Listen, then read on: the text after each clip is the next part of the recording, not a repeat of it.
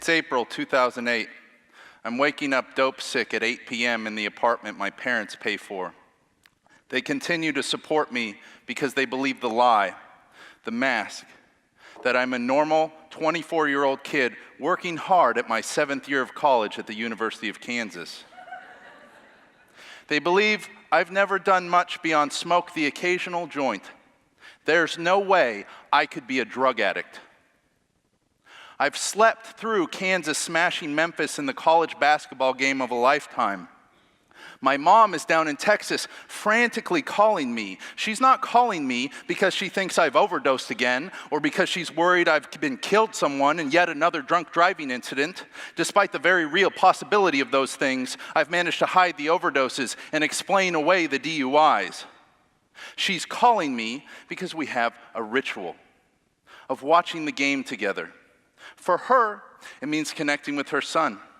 For me, it's a method of adding another layer to the mask that convinces her I'm healthy, hearty, and certainly not on hard drugs. That it's totally fine to keep sending me $1,800 a month for rent and food. Now that's a very specific number because that's exactly how much money Jeff, the 65-year-old psychopath with a gun fetish, charges me every month for Oxycontin and Valium.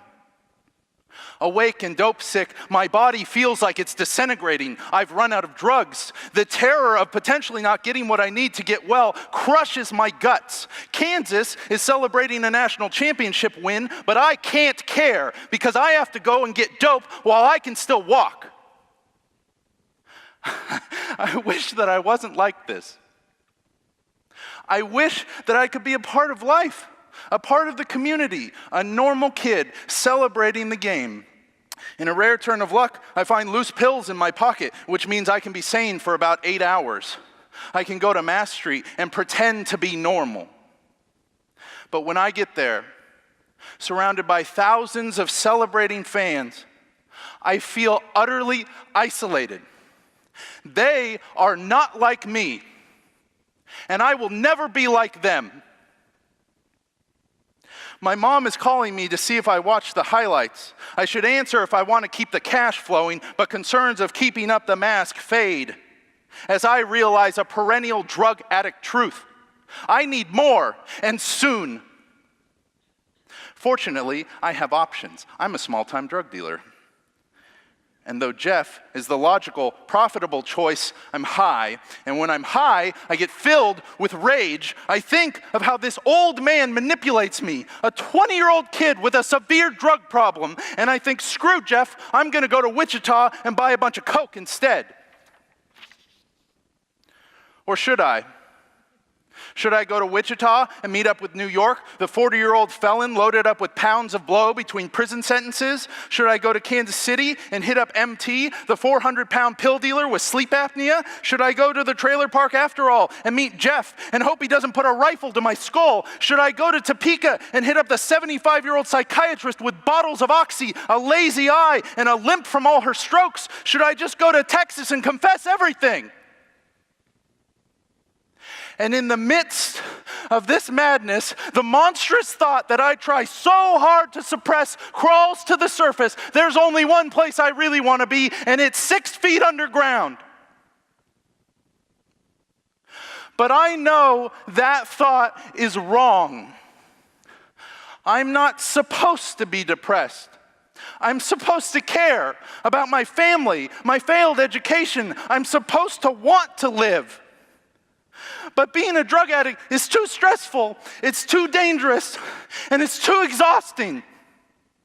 In 24 years of life, I've fantasized about dying for 13, and today, in a crowd of thousands of joyful people, I have a vicious moment of clarity. The drugs are inevitably, inexorably, and every damn time not enough. And they'll never be enough. So I might as well check out. I call my addict girlfriend to help me collect the components of my suicide toolkit. As night burns into morning, we drive all over the damn map. We drive to Kansas City and pick up a bottle of Oxycontin. We snort a handful before we drive to Jeff's trailer park with my rent money, where I buy more Oxy, Valium, and a pistol. She must know what I'm planning, but she gets free pills if she stays quiet, and so she does. We go to Richie's place. He hooks up Adderall and Coke and heroin. We go home, and she won't leave, and my roommates won't shut up. And I think right at the temple is the best way to do it, but I got to be good and high first. But she won't leave, and we burn through all the dope in a few days, and then she leaves. And I've lost my nerve, and the horror of the situation hits me. I have to go back out there and get more dope, and I no longer think it's possible to put enough in my body to feel okay. But that's a problem for tomorrow. I wake to a knock at 9 a.m. Shirtless and sober, I open the door, and suddenly I'm on the ground, and there's a gun to my head. It's a raid. The Kansas Bureau of Investigation has finally come calling, but they screwed up. Had they come a few days earlier, they might have found my little smorgasbord. As it was, they found a few pills and a little weed. They take my drugs, they take my money, and they say, "Don't call us, we'll call you." My money is gone, my drugs are gone, I'm magically unarrested, which is somehow worse because I have no clue when the ball is going to drop. I'm carless and jobless, my junkie girlfriend has had enough, I'm a complete failure, even at suicide, and my mind is racing, trying desperately to find a way out of this catastrophe. But my mind can't race fast enough to escape the truth. There is no way out.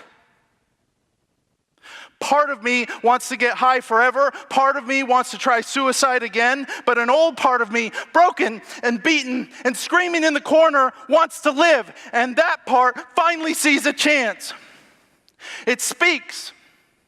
It tells me what I so desperately want and hate to hear. We don't have to do this anymore. Ask for help. It will hurt less than this. I call my parents and confess. My dad shows up 8 hours later. The mask is shattered now.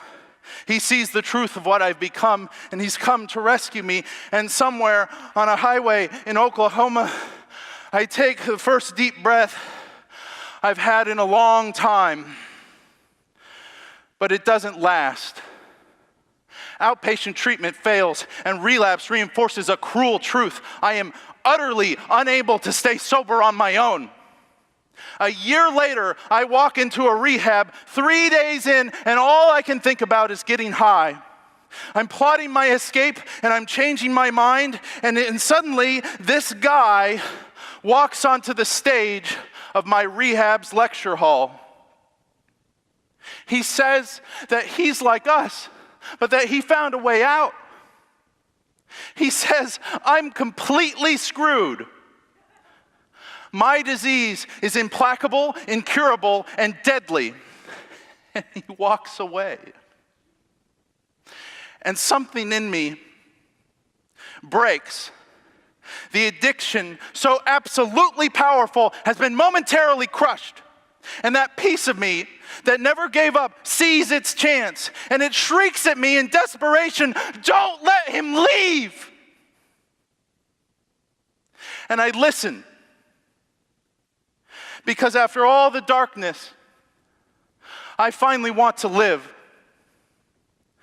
I chase him down. He tells me that I can recover, and I believe him.